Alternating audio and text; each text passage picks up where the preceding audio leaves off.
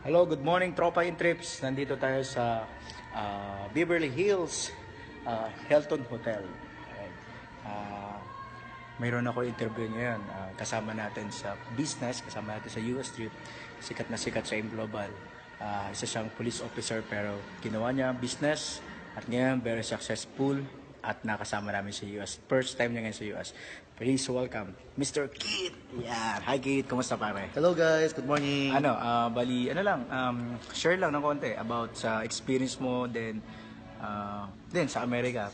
Ano masabi mo? Yung mahirap sabihin pero ano nangyari? Anong pwedeng ma-share lang kahit konti? Siguro ito lang yung ma-describe ko. Nung first time ko mag-network, ang lagi sinasabi na tatanda ko sa trainers, Sir John Aspirin, wag daw tayong papayag na mawawala tayo sa mundo na hindi natin naranasan mapunta o tumapak sa lupa ng Amerika. The big question mark sa akin is gaano ba taga-agad na Amerika at gaano ka-prestige.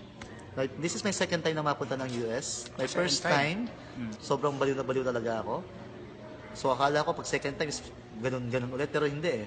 Sabi nga, mas maraming, kahit paganda ng paganda ang mga experiences, paganda ang mga nangyayari. So guys, ang advice ko lang, gustuhin lang taga natin. Gustuhin lang taga natin kasi that time, nung sinabing gano'n, ginol ko talaga siya. Inimagine ko siya, inattract ko siya. Okay, sabi ko darating ang panahon, okay, mararanasan ko ng mga naranasan ng mga top earners.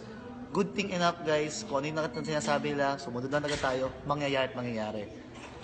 6 years ago, 5 years ago, sino po ba si PO3 Kit Cuevas? Ordinaryong police. Okay? Pero nakakatuwa, itong mga na-experience ko po, never ko na-experience sa Pilipinas.